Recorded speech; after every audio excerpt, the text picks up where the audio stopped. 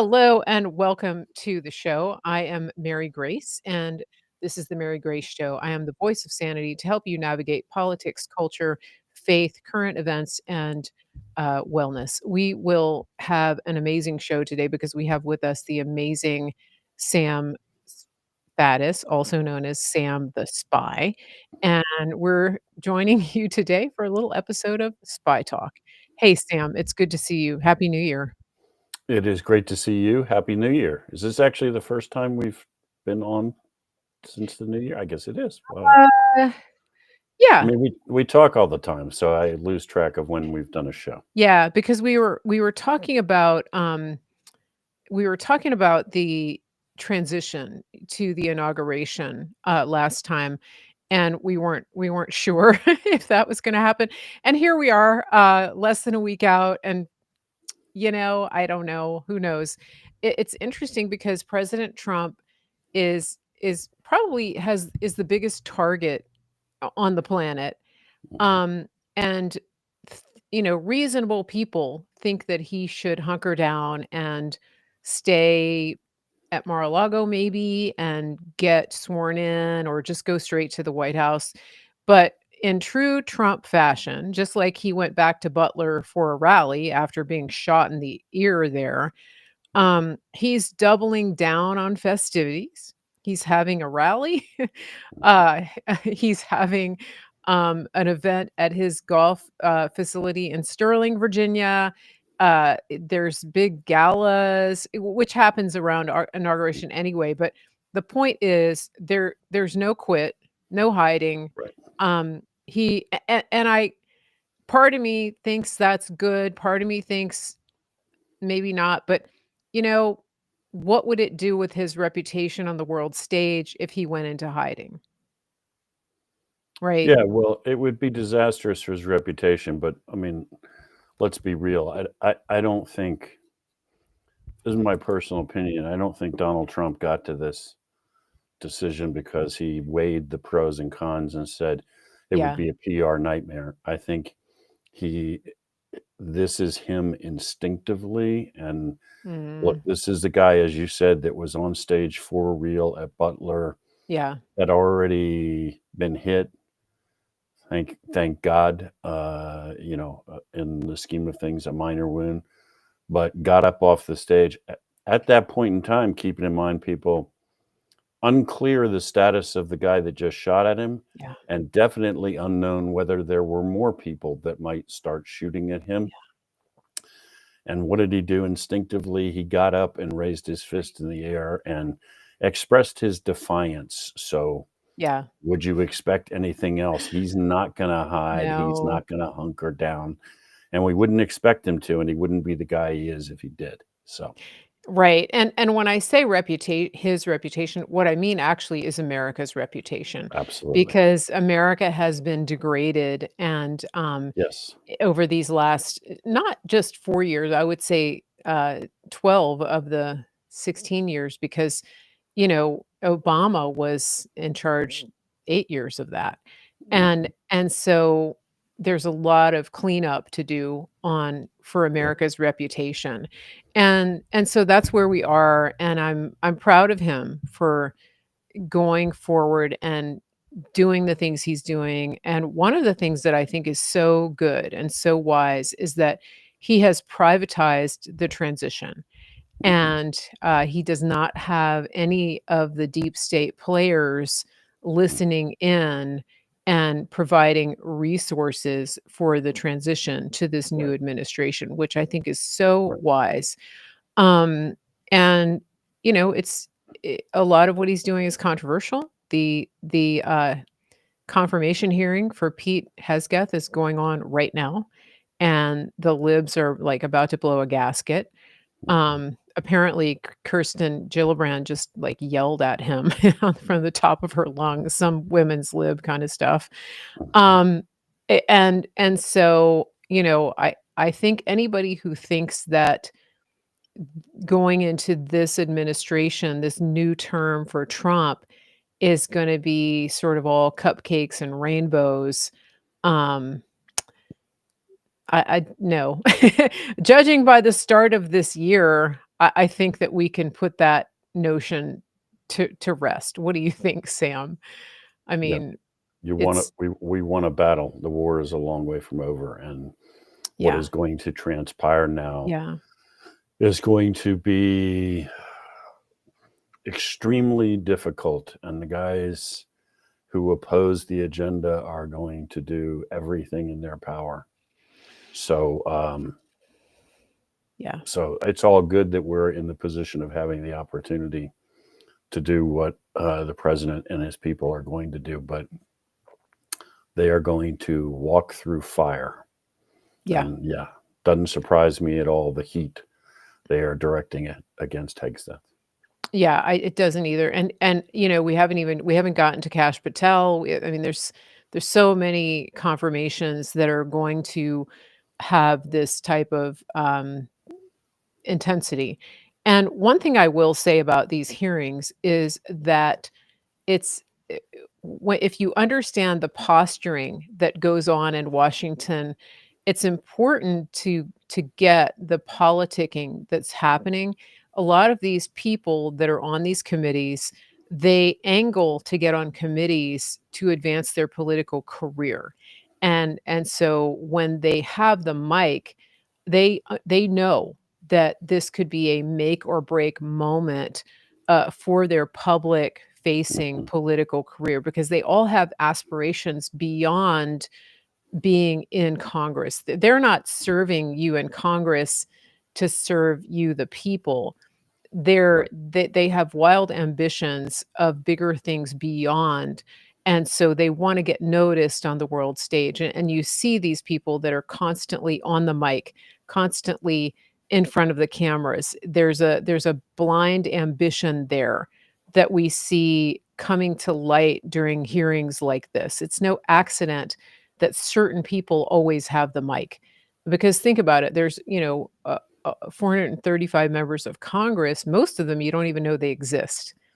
But the ones that are constantly in front of the mic, they have an agenda. So I feel the need to let people know that because it's very Mhm. emotional watching this, Mhm. but understand that most of what these people are saying is to advance their own career and their agenda. It has nothing to do with right or wrong, truth, whatever, even on the Republican side.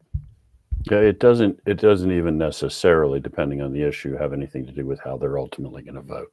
It's theater, Yeah. and we've Yeah. seen that in a variety of ways. We see it all the time, where we bring up an issue and there's a hearing, and some Republican congressman stands up and thunders because it's going to produce sound bites that he's going to distribute to Yeah. his constituents, suggesting that he's really fighting for you. Yeah. And then what he's counting on is the part where when he takes a dive and actually doesn't vote the way you want him to, that you won't be paying any attention anymore. You know, Mhm. all you watched was that. So what really Yeah. the fact that they're going to scream, that Dems are going to scream and yell and express outrage is a given. So they're Exactly. none of them that haven't already switched sides are going to stand up there and say, I support you and I think you're an honorable man. They're going to say all the predictable crap. So, Yeah. Yeah. And also, like, for if you're not sure about this, look at Trey Gowdy and the Benghazi hearings. I mean, mhm. talk about all hat, no cattle. That's your guy. That's the deal. You know, you make a lot of noise Yeah. for the home folks because you distribute that video clip and then you Yeah. later go maybe in a totally different direction. So, Exactly. Yeah. We yeah, sure told them. We sure told them. We're gonna get to that's the bottom of they were this. they were scolded. Wow, that made a huge difference, didn't it? Yeah, yeah, and how many times, like Lindsey Graham, how many times have you heard him say, "We're gonna get to the bottom of this"?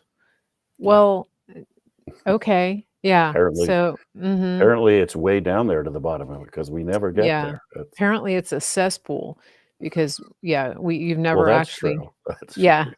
yeah, if that's what you mean by the bottom or, like, the Yeah. bottom what's on the bottom of your shoe, I don't Yeah, know. exactly. The places they've been, I don't wanna see the bottom of their shoe.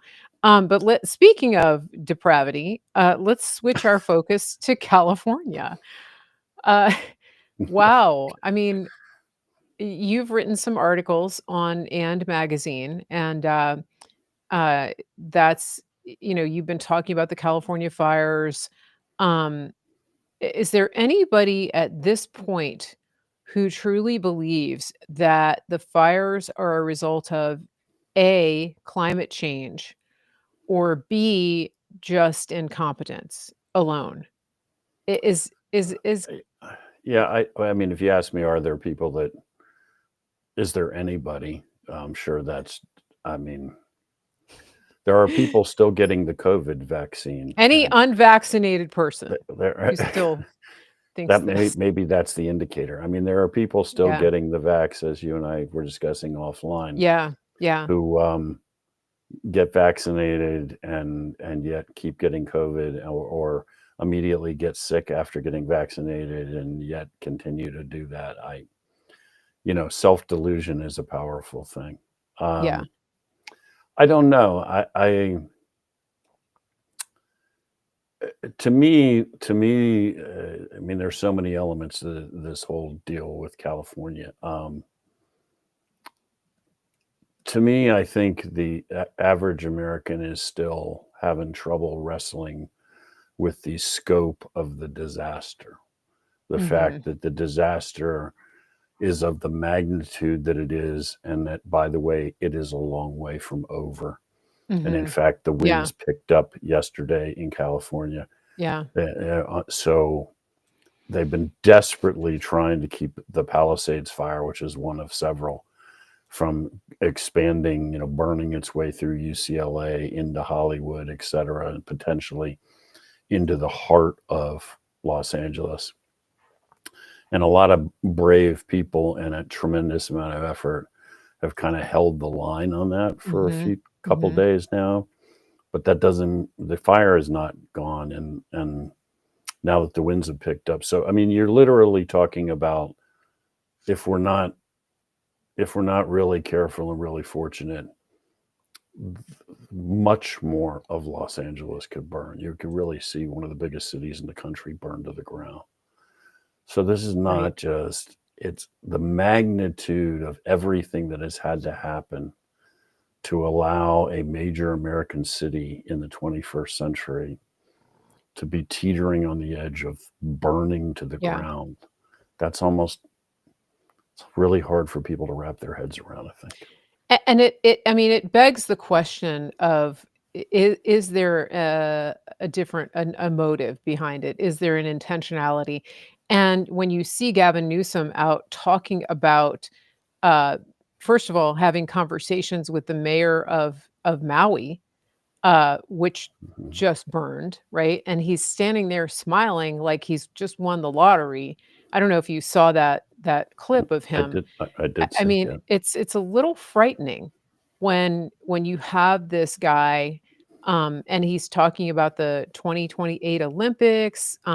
They have the World Cup next year, and it's known that they have been talking about the infrastructure and updating the infrastructure and getting more money to house the Olympics. It's very interesting because they went from saying that they were going to do the Olympics with the existing infrastructure, the stadiums and whatnot that already existed, and now talking about, oh, this is an opportunity to rebuild. I mean, and they have in their documentation about the Olympics, it's billed as, I think, Smart LA 28, which is Mhm. the smart city. What do you Mhm. know about that, Sam? What do you know about the smart city concept? And is it just a conspiracy theory, or is this something that holds weight? Well, I mean, essentially, what we're talking about is tearing down the existing structure and starting over, and based on a whole bunch of very liberal concepts, and all built around climate change and so forth. I don't know whether that's what we're looking at here. I mean, to be completely honest, I don't know whether we're looking at intentionality in that sense. That doesn't mean that that's not true, and I understand why people are there because the magnitude of what is happening, and it's not just LA, as you just said.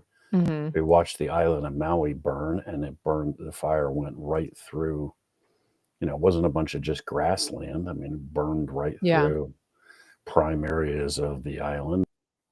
And we've watched North Carolina be destroyed. And I mean, at some point, so the scope of that and the lack of any meaningful action to prevent it from happening Mhm. again. I mean, after a while, you're looking at something.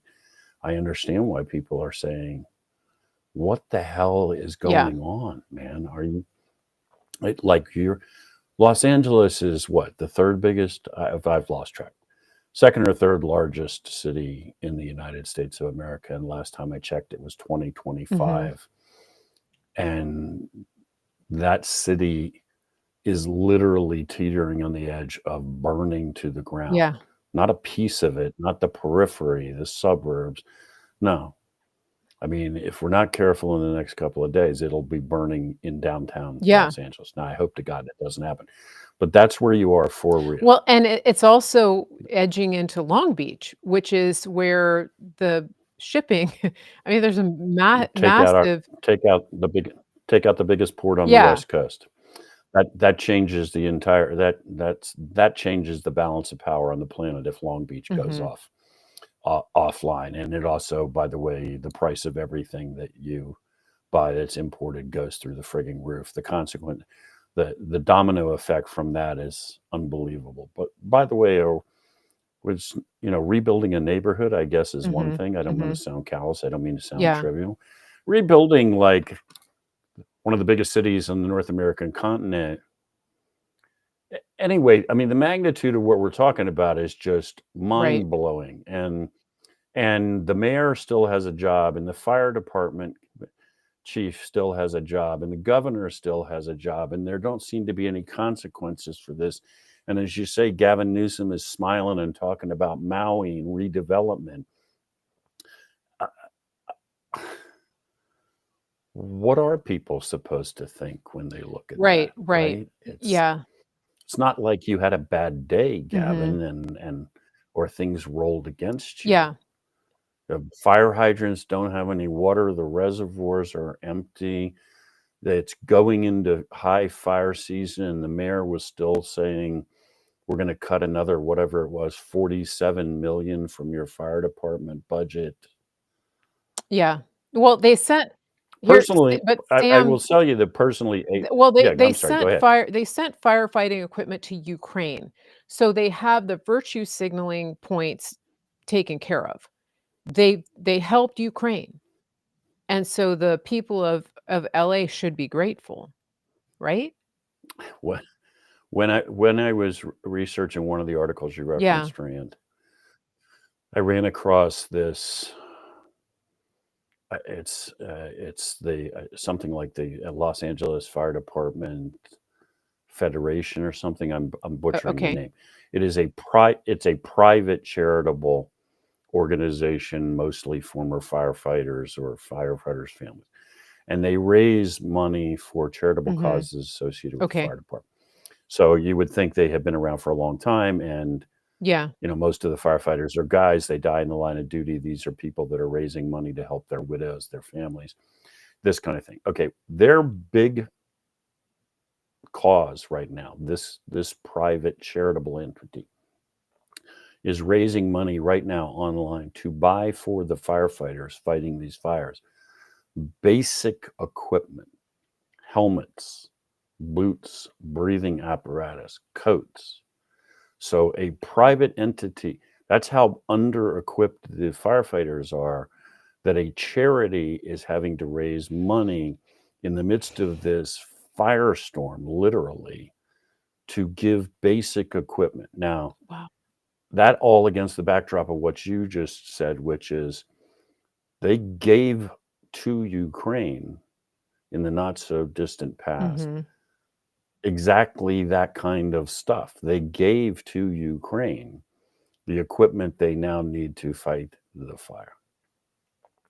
At the heart of this, I mean, there are many elements of it, and there are things that are probably Mhm, unknowable right mhm. now. At the heart of it, I am afraid, I am convinced, is a central truth, which is that your government not only is not simply incompetent, Mm. but your government doesn't care about you. And Yeah, in fact, your government is actually, that's even too charitable. Your government is overtly hostile to you. And we wrote a piece in the end back a few months ago based on some data that I think Rasmussen, in a bunch of polling, acquired to show how the senior federal employees think, what their attitudes are, and the grand canyon that exists between them and the American people. I mean, basically, you have a government run by folks that by and large despise the average American and everything you yeah, stand for. So it is most definitely not just incompetence, although that they're in spades. They, a lot of them hate yeah, you. You are part of the patriarchy, the colonial settler, racist, horrible entity that is the United mhm. States of America, and they despise it. They despise everything about it. Now, I will be fascinated to see, since this fire is burning through now some of the wealthiest neighborhoods in Los Angeles, home to like the heart and soul of this ideology that I'm talking Yeah, about. I wonder if, when you've been the wealthy liberal person espousing all these attitudes and maybe an actor and so forth, and this all seemed pretty cool to you because you don't care, there are no illegals in your neighborhood and you're not paying the price. I wonder if you're still as excited about Gavin and company when you're looking at the smoldering ruins of your house. And I don't know. yeah, it's a I good heard good question. people.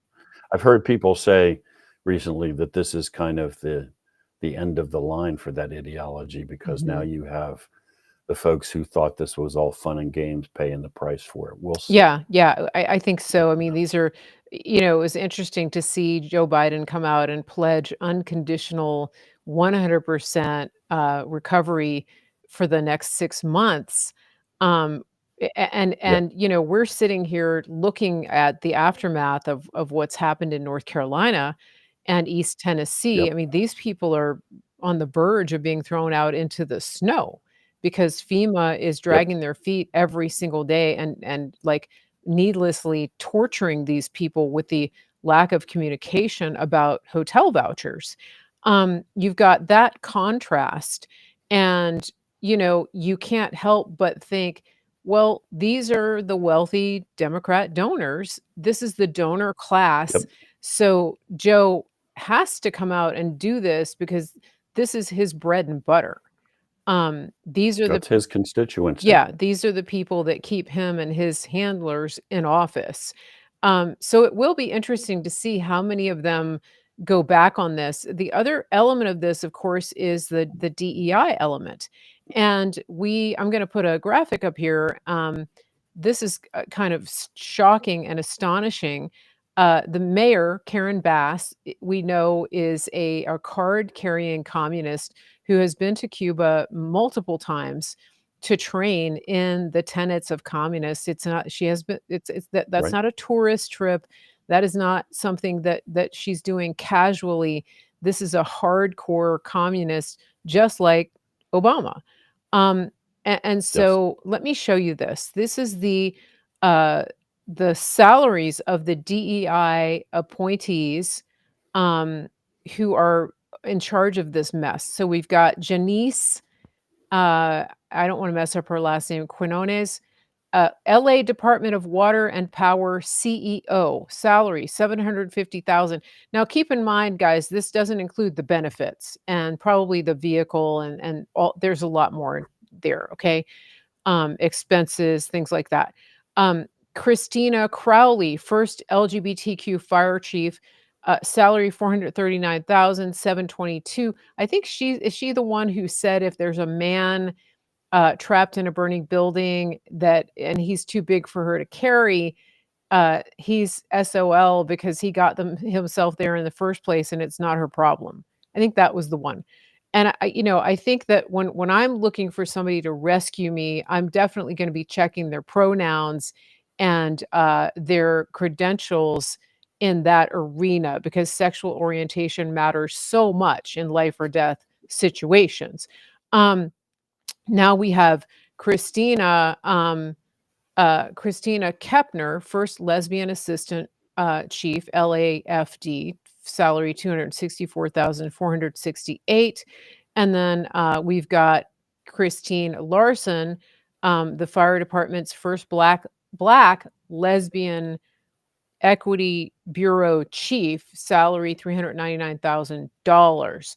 So the bona fides here are staggering, and I think if you are in that donor class and you're looking for somebody to help you get your house saved from the fires and then possibly rebuilt, look no further because there you go. Who needs a resume? Who needs LinkedIn? It's all right there. All the pronouns and acronyms are there. What do Yeah, you and say about that? well, I mean, look, and the critical element here is those are the criteria on the basis of which they were chosen. I don't really give a good goddamn, to be quite honest, who any of the Christinas sleep with or how they spend their private time. That's their personal business. That Yeah, whatever.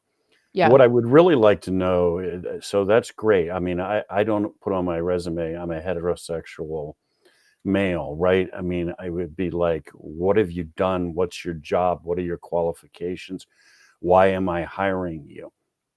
It's supposed to be a meritocracy. So that when you look at those criteria, those individuals, you realize, okay, this is not just by accident. No, they have deliberately filled the ranks with these individuals. yeah, And based on the fact that they are lesbian females and have a particular ideology.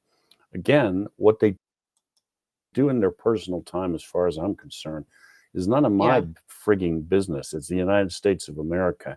You're a free citizen. Okay, I don't have an issue. Back to the only thing that matters. Why are you the fire chief mhm, again? Why are you the most qualified person? Take a look at any of the video, any of the still photographs of the firefighters who are fighting this war to try to save Los yeah, Angeles and count the number of females you see wearing fire gear on the front lines because they are very few and far yeah, between.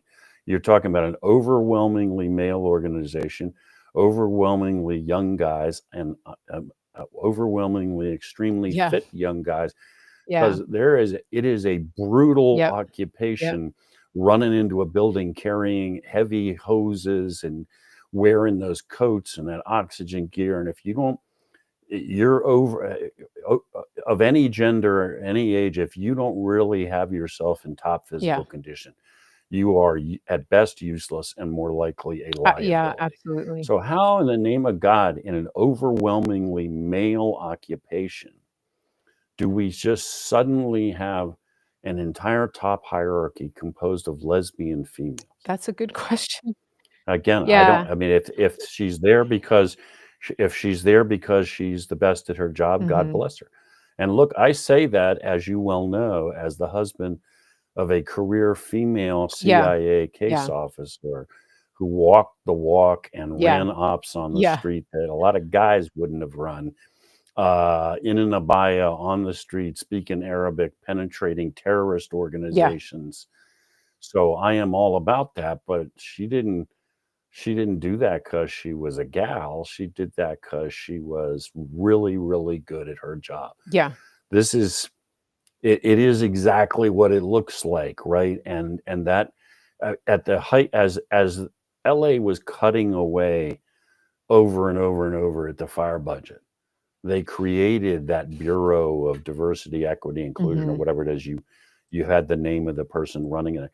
So they found the money to yeah, launch this whole new program and put millions of dollars into preaching diversity, equity, inclusion, and creating a whole new office. at the same time, they were cutting the number of trucks and Yep. hoses and fire stations and actual Yeah. And firefighters. and and That's as they real as it gets. also, did not do their annual maintenance on fire hydrants because of budget constraints. I found that out as well. And and so, it's interesting too, you just pointed out that 3 of the 4 people on the list are Christine or Christina, with a K. Just random. But here's the thing, it's, Yes. like you said, if they were fit, I mean, there's women that are really fit that, could be and are likely on the front lines of the firefighting. I'm sure there are a few, and if you are one of those, snaps to you, props to you. We're not talking about you.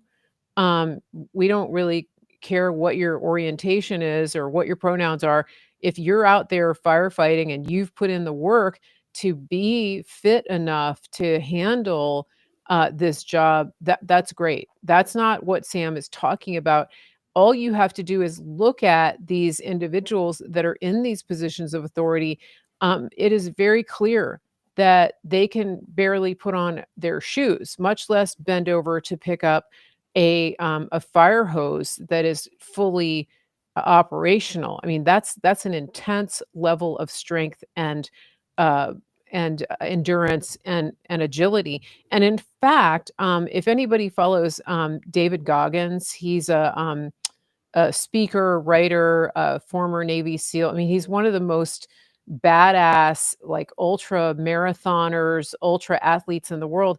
He actually took on the challenge of becoming a fire jumper because he hadn't done enough Mhm. physical damage to his body, and he talks about it, and he says after all that he's done. I mean, he's been through buds, he's been through Delta school. He didn't make Delta. He didn't make Delta, but he almost did. He said this is one of the hardest things he's ever done is to become a Absolutely. wilderness Brutal. firefighter. He lives for it. He loves it, but that's just gives you some perspective. And so it's an interesting angle here to take this because these types of ideologies uh, are destroying or are at the pinnacle or at the center of what could likely be the destruction of an entire city of, like you said, one of the biggest, um, most beautiful cities in our country with a strong, strong history. And, talk about diversity. There's a lot there. And that is just Yep. being literally burned to a crisp. And I want to remind people, I talked about this the other day, we're not celebrating this at all. And when it No. comes to the destruction of LA, uh, there is, we're talking about working class people, the wealthy elites who have supported these politics. They are in a world of hurt, but most of them have another home to go to. Most of them have savings. They're going to be okay. But that's a very small percentage of the people that have been affected by this. We are looking at millions of Los Angelinos who are there supporting those industries. They work in the film industry, they work in the entertainment industry. Sure. They're the ones who are showing up, turning on the lights, cleaning the buildings, serving the coffee, running the coffee shops, working in those high-end retail shops. They're regular people like you and me. And so I want to be very careful about uh, celebrating or egging on the utter destruction and saying things like, "Oh, they deserve to burn." Let them lose everything. Because again, the ones that are in the public eye that the media is focusing on, that's a teeny tiny percentage. The media obviously has a love affair with stardom and celebrity, and that gets them clicks. They're not showing you the people who have had homes for decades and generations who just, bought a little house, opened a little business along the Pacific Coast Mhm. Highway and are now completely burnt out, many of whom have had their fire insurance canceled. These are the people that really are going to be suffering massively. And you go back and you look at the Paradise Fire and what happened up there just a few years ago, 6 years ago. They still haven't. It's not rebuilt. That like people are getting in trouble for wanting to live in RVs on their property. This is what we're dealing with. It's the working class people of LA, who are really going to be suffering, who are already suffering from this. So please remember that when the media is showing you a story of yet another celebrity who is lamenting the loss of their Emmy. Um, Mhm. that's not the majority of what happened here. Yeah, and I would add, look, there are some rich jerks whose houses have burned. I'm still not celebrating that their houses have No, burned, absolutely right? not. You're a rich jerk, and your policies and your attitudes are a big portion of the reason why your house is gone. I'm not going to become you. I'm not going to turn into what it is that Yeah. you're opposing and celebrate your misfortune. I mean, we used to always say in the field, if you become the enemy, there's kind of pointless whether we Mhm. win or lose, isn't it? We either stand for something or we don't stand for something. Um, it is horrifying, and again, like I was saying earlier, I the media obviously doesn't most of it doesn't really want to talk about what's the scope of what's happening. They keep wanting to present it as if it's all over and we're looking at the aftermath. It is not over, and it we will hope to God that they are capable of holding the line on these fires that are still burning. But in particular, in regard to the Palisades fire, if they're not, and the winds are against them now, this Mhm. fire potentially goes straight through Hollywood, straight through UCLA, and the next thing you know, you're watching downtown LA burn. Yeah. We it could, and we will hope to God that Mhm. does not happen, and that we turn the corner. You could in 24 hours be realizing this thing just doubled in size. That's how close that city is to being completely Yeah. destroyed, Yeah. which makes it that much more mind-boggling, right? That you've still got all the same reprehensible people that were in charge when it started, and they're still there. And when was the last time? I mean, this is the kind of stuff you read about in history, the Great London Mhm. Fire of 1600 and something, or you know, Chicago in the article we wrote at Chicago Andy, fire. Chicago, and in the article we wrote at Andy the other day, we pointed out the Chicago fire, which sort of in the history books is this horrifying event, and obviously was. This fire is literally already has burned 20 times the area that burned Wow. in the Chicago fire. 20 Wow. times as much land has Wow. burned, and it isn't over. Mm. That's how big this freaking Yeah. thing is, Well, and we do know now that there are, arsonists, who have been caught, more than one, without question. and that brings us to the next question of, what is going on with illegal immigration, and I wanna bring Trump into this conversation because we're just days away from what, is going to be arguably the biggest deportation operation in the nation's history. We're seeing Mhm. reports already of ICE actually checking the status of people in that area, which I think is interesting. They're probably, the Newsom is probably realizing that he's going to have to make some budget cuts and probably going to kick out the guests. That he was subsidizing with taxpayer money. I don't know. I don't know the play here. But what do you think Trump is gonna do? How do you think Trump is gonna handle this? I mean, the illegals, but also the financing. I mean, I'm hearing that, uh, he's gonna be questioning, um, really questioning how much money LA and California are gonna get, how much federal money and investigating the mismanagement as a criteria for handing over money. And they're not just going to hand over money like in the past. What are your thoughts about this going forward? Well, so if you talk about money that's going to go to California as Yeah. sort of speaking very broadly, cleanup and restoration of California, they've made crystal clear we're not just giving you Mhm. a bunch of bucks and assuming you'll spend them wisely. If we give you money, there's going to be there will be criteria, Mhm.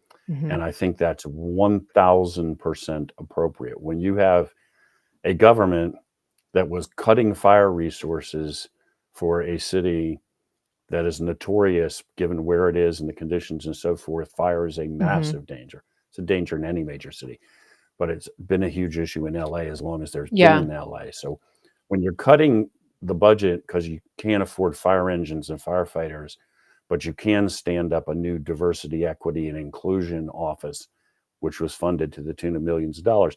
I think you've demonstrated pretty conclusively that we can't just trust you to spend the money wisely.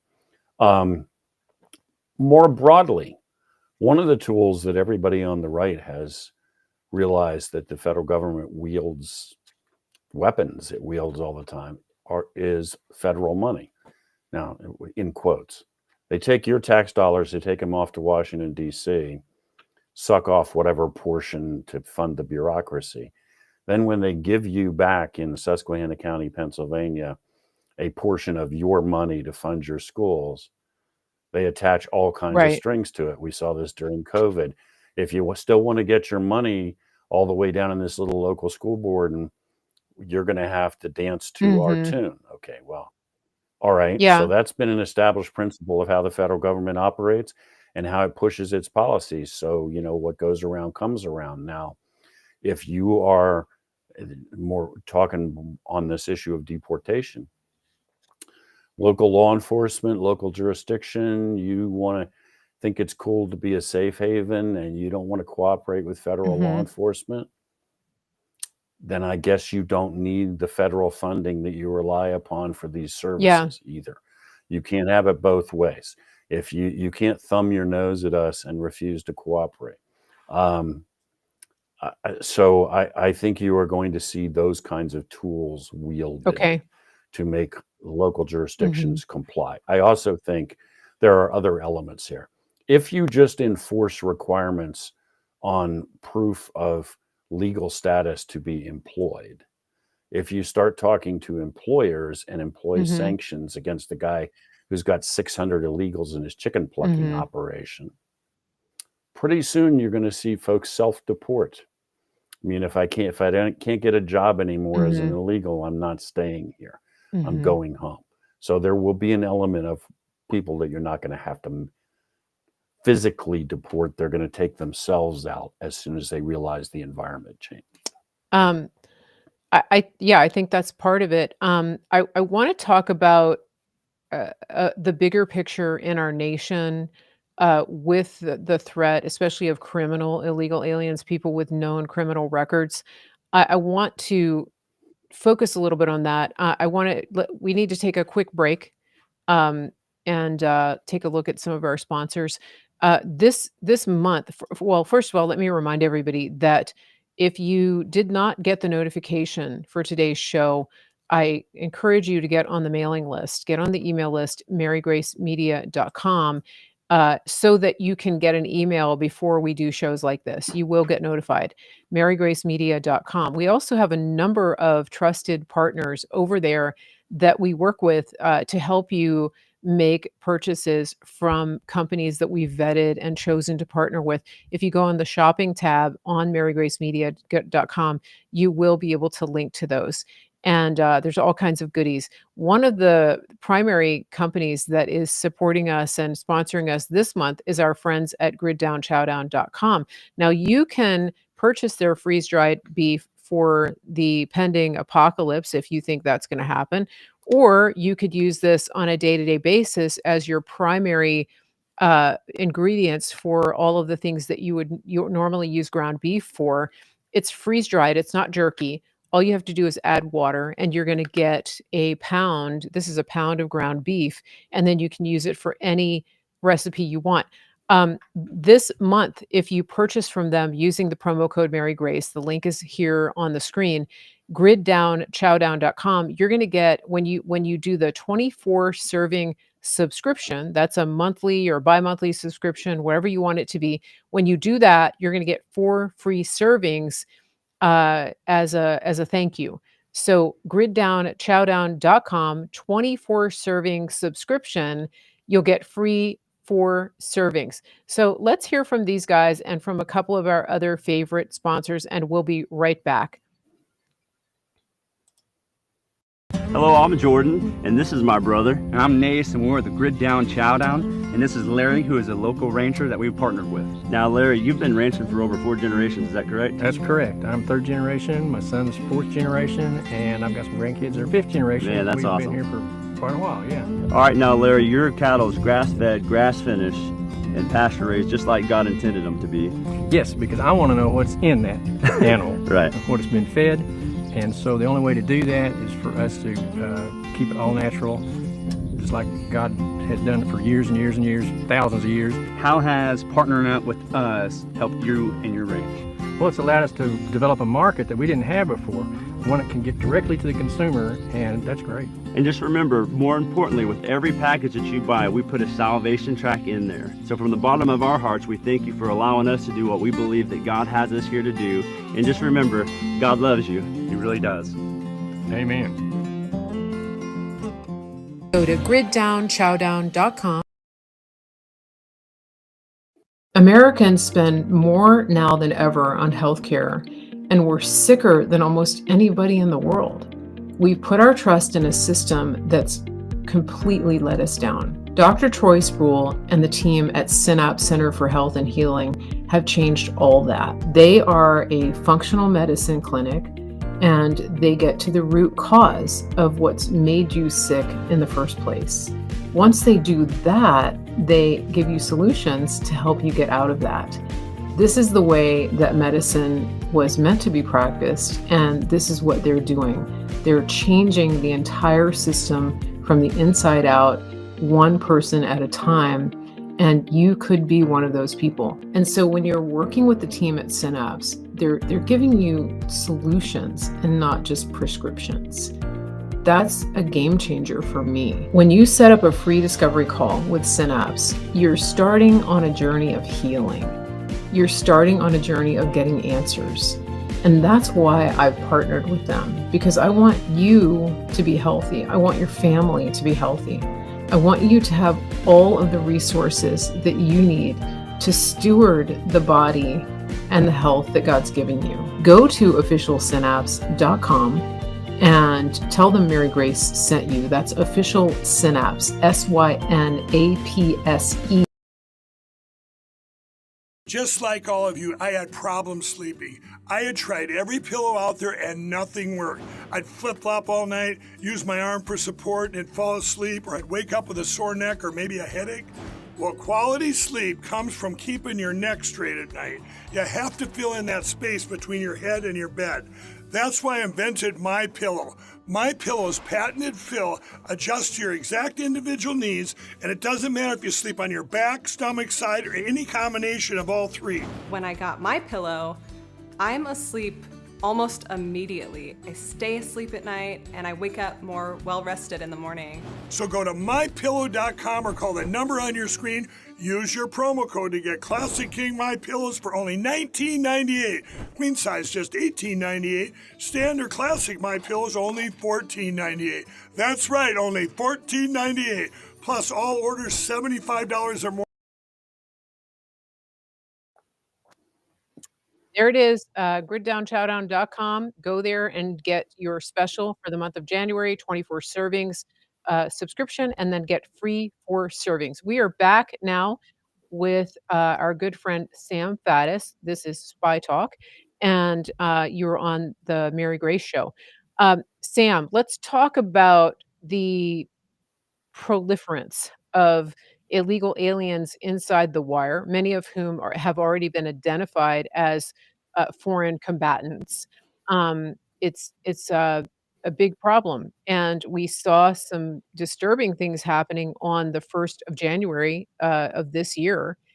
What do you think is brewing? Is there anything that could be brewing with these people, and what is the likelihood that our, people are gonna stop it, that the right people can stop it, and that we can get these people out of the country? What do you think about this?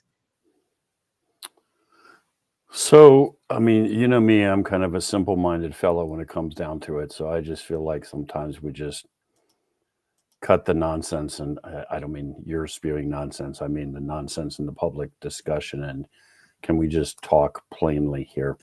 If you hire me as a security consultant and I come to your house and you got no doors and your windows are open and you live in a bad neighborhood and you just regularly leave the place at all hours of the day and go away for extended periods of time, and you've essentially abandoned control. You're not even sure if who's living in your basement, and then you ask me as a security consultant, what do you think I should be worried about? What's my response going to be? Response going to be everything, anything. What are you talking about right now? Mhm. There is no impediment on earth of any kind to anyone arriving in your home with any intent to Right. steal your dishes or murder you or burn the house to the ground, whatever the hell the deal is. And so we're kind of in that position as a country, right? We've abandoned totally control over our borders. We we honestly bring these people in and then distribute them all across the country. And Afghanistan is a safe haven and a launching pad for attacks again, and every terrorist group in the world is there. And Syria was just taken over effectively by, I mean, you might as well be Al Qaeda. It's indistinguishable from Al Qaeda. Mhm. It would just go on down this list. We know the Iranians have operatives on our soil. They've been trying to kill Trump and his members of his national security team from his last administration.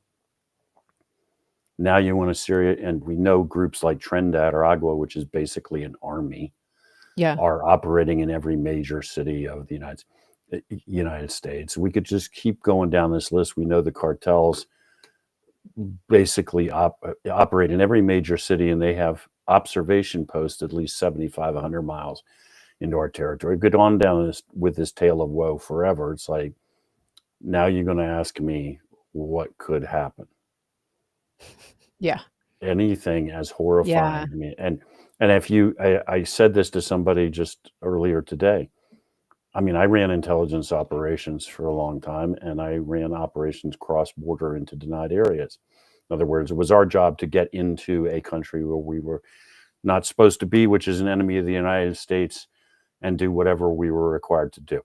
If you said to me, if I was working today for Hezbollah and you said, when can you move a nuclear weapon into the heart of an American major city and detonate it? What would my response be? My response would be, when do you want it to happen? Mm. Where am I going and when? Wow. It wouldn't be, there's an impediment, there's a problem, maybe. Mhm. Be like, of course I can do that. Just tell me where and when you want it delivered, and then let's talk about the price. Mhm. That's all. We are defenseless. So the magnitude of what can happen is off the charts. Keep Mhm. in mind that Al Qaeda never conceived of 9/11 as the worst they were going to do. That was never like Mhm. setting the Mhm. bar. That was the first step. Interesting. And every major terrorist group on the planet wants to execute weapons of mass destruction attacks. So, yes, and I put on my Grim Reaper Yeah. costume for that response. But that's how bad it Mhm. is Mhm. right now.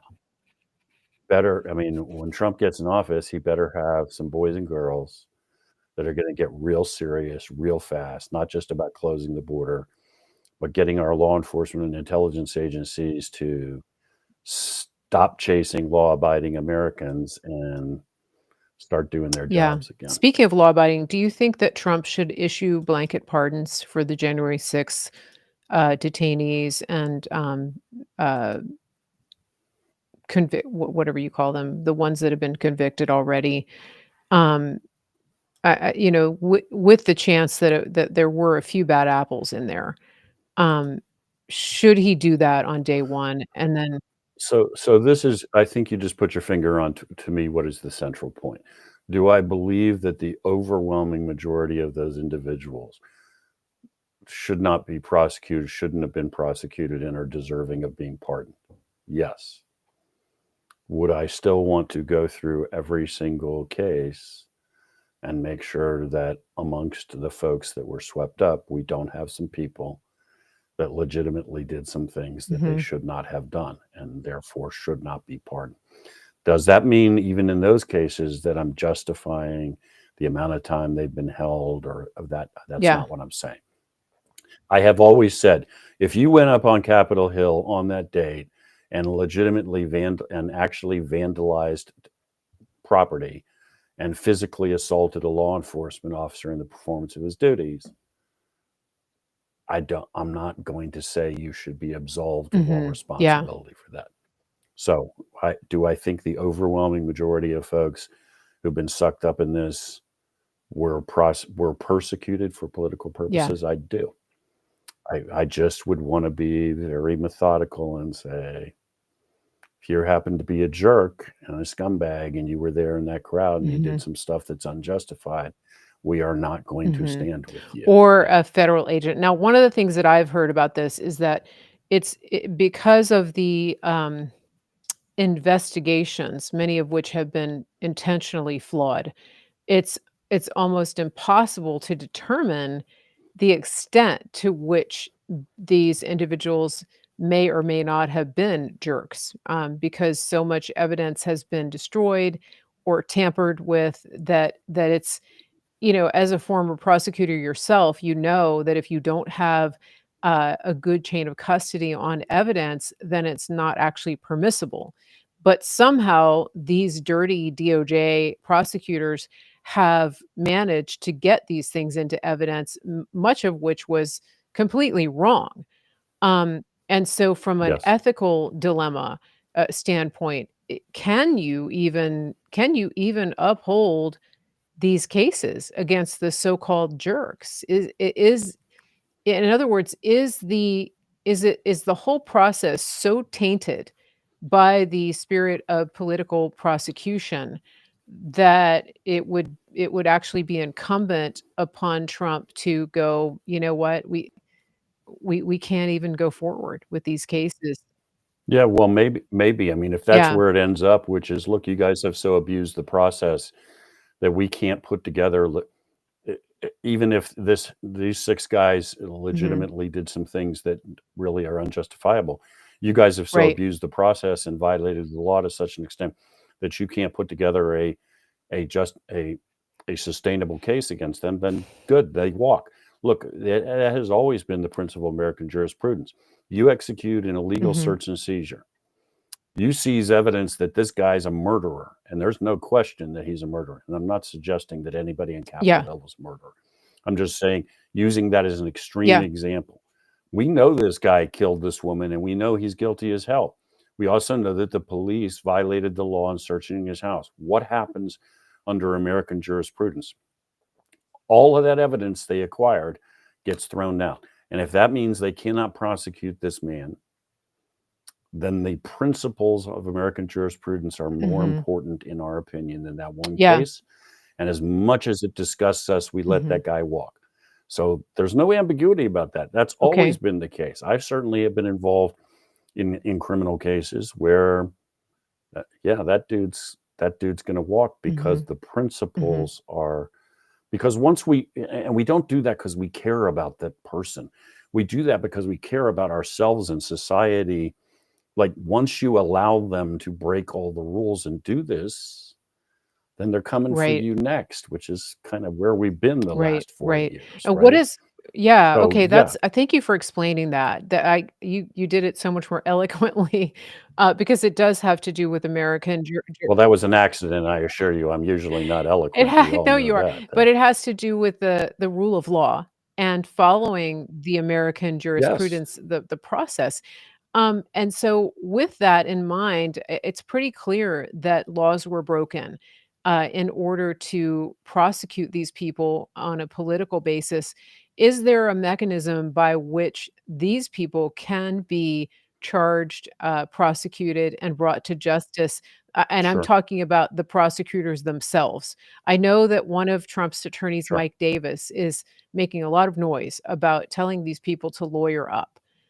So what can you give us an example of how that process would work? Can they can Sure. I mean, there is no impediment whatsoever to them being prosecuted. If you're a prosecutor and you broke the law and violated I mean, you broke the law and committed Mhm, criminal offenses, then you can be prosecuted every bit as much as a private citizen. Now, every time I've talked about this, I've tried to be very nuanced, and I'm not trying to mhm, bob and mhm, weave. But I do think this is a moment where we need to be really sober. What these people, by that I mean the left, have done for the last X number of years by weaponizing law enforcement, intel mhm. agencies, etc., is indefensible, illegal, unconstitutional, and it is a threat to the foundations of the republic. Because once you go down that road, you don't have rule of law anymore, and you destroy Mhm, the country. So we should not pretend like we can just move on and mhm. forget about it. At the same time, back to something I said earlier, we got to make sure we don't turn into them, right? So should we just bury everything that's happened in the last 4 years, forget Mhm. about it, no harm, no foul, let's move on? No. Should we be really sober and serious and professional and legal about how we proceed? Yes. Because if this turns into a thing where whoever's in power gets to use power against their political opponents, we are all as a Because it country sets a done, precedent, right? right? And I get the impression that Trump wants to do what you're saying, to do everything by the book, above board, Yes. that he's not looking for revenge. He himself said that success is the best revenge, that getting America back to her, Yeah. prosperity and increasing prosperity is the best revenge. So I Yeah, I agree with that, but No, go apologize for ahead. interrupting you. But just to be clear, I agree with that, but I do not think we should say, and I don't think he Mhm. intends to say, that, okay, we're going to move forward and our policy is going to be superior. So let's just forget about what they've done for I the agree. Yeah. that I don't support at all either. In Mhm. other words, Mhm. somewhere in between a revenge ride and forgetting about it is the methodical, sober process of going through here. Okay, you've been holding this guy in custody for however long on the basis of what evidence and Mhm. what is he charged with and why isn't he out on bail and why isn't he out on his personal recognizance, what are just the fact that you can issue an order as a court doesn't answer it. The court has to justify where it Mhm. got that authority. Judge is not a king, he's not an emperor. Right. Where's the statute, bro? Mhm. What and why has this guy been treated differently than the other 5,000 guys that came through the district court in the interim and were all cut loose on bail and personal Mhm. work?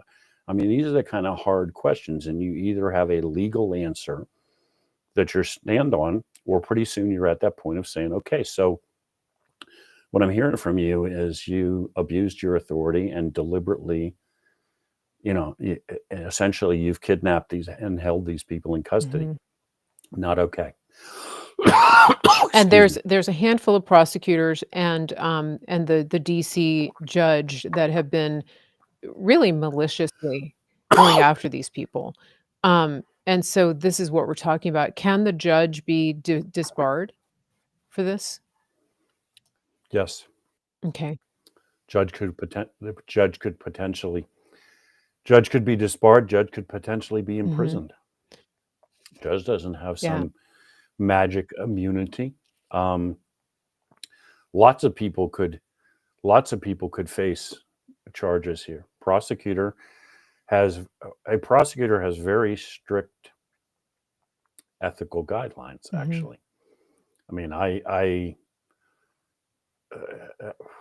when I was working in Washington State and technically prosecuting folks for offenses that were committed in the prison system. In other words, you're a prisoner, but you've committed another offense while you're in Wow. the prison system.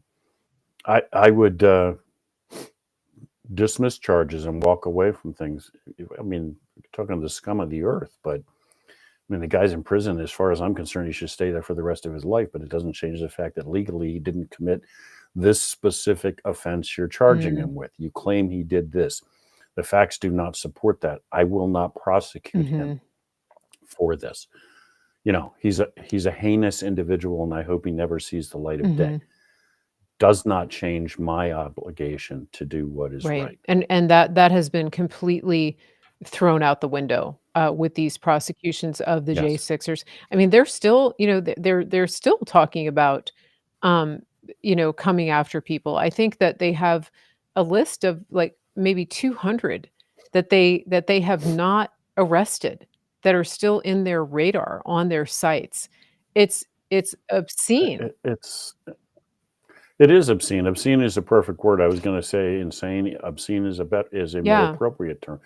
I remember shortly after January 6th, and by the way, I was, as I've said many times, I was on the mall on January 6th, so Too. not in the Capitol, but Yeah. I was there. And I remember not too long after that, my wife and I were driving down to Cape Hatteras, I think. Anyway, the Barrier Islands off the coast of Yep. North Carolina to get away for a few days. And as we're driving out onto the island, the FBI has set up those electronic billboards, the mobile ones that you can tow along behind a truck. They've got one sitting right next to the road, and it's flashing the faces of people who were there on January 6th that the FBI is hunting Wow. for. And I remember thinking, in my entire life, with all the manhunts that have gone on all around the world, I've never seen the Bureau do that, whether we're talking about a terrorist, Yeah. a mass murderer, a rapist. But those folks that did what? Walked around in the rotunda, Straightened up the ropes. taking selfies? Yes. God, excuse me. It's okay. Yeah, that's I mean, there are people serving multiple back-to-back sentences for low-level misdemeanors.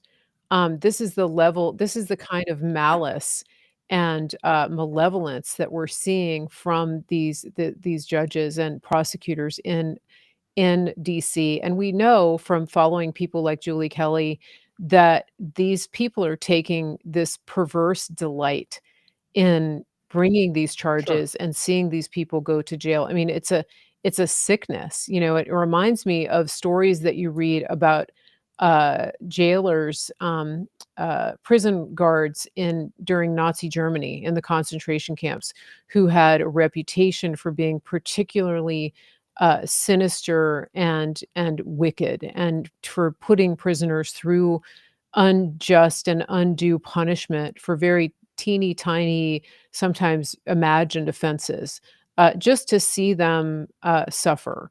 And it's a Yeah. sadistic type of approach. Well, it's back to something we were touching on earlier, right? I mean, these folks that we're talking about despise Yes, you. yeah, They despise the average American. You yeah, just look at the rhetoric. I mean, when before in American history have you heard people refer to people as deplorables and Nazis and just, you know, you're scum and yeah, you're worthy only of ridicule and contempt, and they don't. Everything about you is wrong. You are all racists. You are all homophobes. You're all whatever. I mean, so yes, you deserve to be locked up. There was something on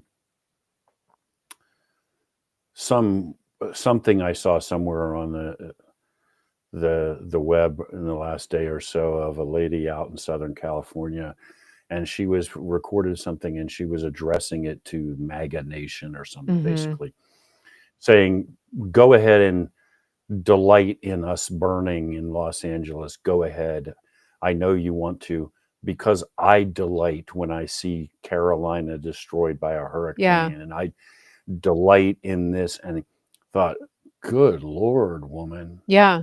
for They real? yeah, they Seriously? think D- how long has your brain been all twisted up in knots that you're talking in terms of getting satisfaction out of death and Mhm. destruction of fellow Right, Americans? right, Really? exactly. And this is Wow. what going back to what you're saying, we really have to guard against becoming that. And so when we Yes. see California burning, uh, do a very strong check and ask yourself, do I really want even the wealthy jerks to lose everything? Is that what I want? Do I want to be known as that person who sees people suffering the loss of everything that they've built? Because a lot of these people have built careers. I mean, they legitimately got to where they are because of hard work and sacrifice. But regardless of that, even if it was ill-gotten gains, do Right. we want to be those people that are No. delighting in the suffering of people that we don't like? That goes against everything that we as Americans and as Christians should be doing. And so, I yeah. was going I was going to say, you know me well enough to know that I'm not the most demonstrative guy when it comes to religion, but um, read the New Testament, Yeah. people, and read the accounts of what was being taught, and find in there the part where Jesus would say to you, you should delight in the misfortune of your Mhm. opponents. You should dance and laugh and find joy in that, because it's nowhere in that book, man. Yeah. That's not. And we used to walk similar lines sometimes in the fields, particularly in Mhm. counterterrorism. And I'm not equating Al Qaeda and political opponents in the United States, but I'm just saying you end up in the same kind of moral quandaries. You're working against some very bad Mhm. people, and you see guys who begin to fall over the edge to, well, we should be every bit as bad as they Yeah. are, and you got to grab a hold of them and say, that ain't the answer, Mhm. buddy. Yeah. If you become them in the course of fighting them, you did not win. I don't care what the outcome was. Yeah. That's Yeah, so good. Yeah. So good, and I think this is a good place to land it. We've been on for a little while, and we have a lot of people interacting in the chat. Really appreciate that. I wanted to, before we close out the show, I want to make a couple of announcements.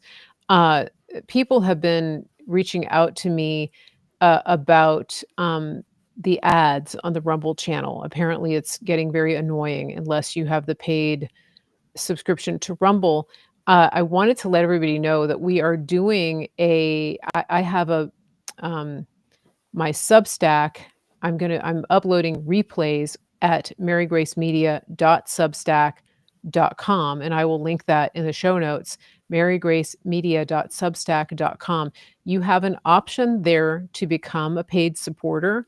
Uh, you will have 0 ads regardless, but if you would like to support that and the time and work that it takes to get things uploaded and re-uploaded and content and things like that, you can go over there and become a paid supporter. And the only ads you'll see are the ads that I do during the show. You will not be interrupted by random ads on a platform that is trying to monetize. So I did want to make that announcement. marygracemedia.substack.com. You won't see the live show, but most of you watch in replay anyway, and that's a good way for you to do that. It's usually up within about 48 hours of the original live broadcast. Um, and if you become a paid supporter, that's awesome. And there's some different options for you to do that over there. Uh, we will have some more shows coming up soon. I'm going to be doing a live Spaces on X on Thursday at 8 p.m. Eastern with our friend Praying Medic. That's going to be 8 p.m. Eastern. Go to my profile on X, Mary Grace TV, and you can set a reminder. You can join in. If you're not familiar with Spaces, it's very easy. You just click the button and listen in. It's a listening thing. And so that's happening 8 p.m. this Thursday with Praying Medic on it's only on X. And so all my Facebook people, all 80,000 of you, come on over and join us. That would be awesome. And that's it for announcements for me. Sam, how can everybody follow you? How can they support your work as well? The easiest place to find us is to go to And Magazine at substack.com, andmagazine.substack.com. I'm on X and I'm on Facebook, I think, and all the other usual Yes. places, but the magazine would take you there. I have to give a shout out to my Scottish brother, Scott, who I Yes, saw in he's the here. message It's late here. there. He's sitting home drinking scotch and eating haggis, I'm sure. Well, you have to drink scotch with haggis because otherwise there's no way to choke it down, Scott. Let's just be honest. That's why they invented scotch. So, anyway, go to And Magazine. We are very active and very busy and running around in circles and chasing things up here in Pennsylvania as well as all of that. Yes, So, absolutely. it was great. Um, It was great to speak to you again, and I guess I'm overdue to bring Homer on the show at some oh point, yes, we right? want to see Homer. Have I brought? Did I bring the golden retriever No, on we have ever, not seen Aaron? her. No. All right. Well, you gotta Yeah. see her. I mean, she would take over the show. Actually, she would just stand up Oh, here. yeah, we want to see the baby. Speaking of which, our cats have not been very visible here on the show at all. They're busy. Billy usually hangs out with my dad, so he's got a nice warm little nest up there and watching TV. So I don't blame him. But yes, please bring them on. That would be awesome. And please give your wife, Mrs. Sam the Spy, our love. And we will have you back very soon. And everybody, please continue to pray for President Trump, for Melania, for their family, and support them in prayer and pray for a truly smooth transition, that God would reveal the plans of the enemy and that anything that is being put in place to thwart this transition would be revealed and stopped. That is possible, and God can reveal these things through prayer. So we will be back here soon. Remember, I am on X. We will be doing a live Spaces. I will be having a conversation with Dave, Praying Medic, on Thursday at 8 p.m. Eastern, only on X. Go follow me over there at Mary Grace TV. We will see you back here soon. Everybody have a great afternoon. And wherever you are, try to get outside, look at the sky, get some sunshine, get some fresh air. And if there's no snow on the ground, touch the grass. Have a great day, everybody. We will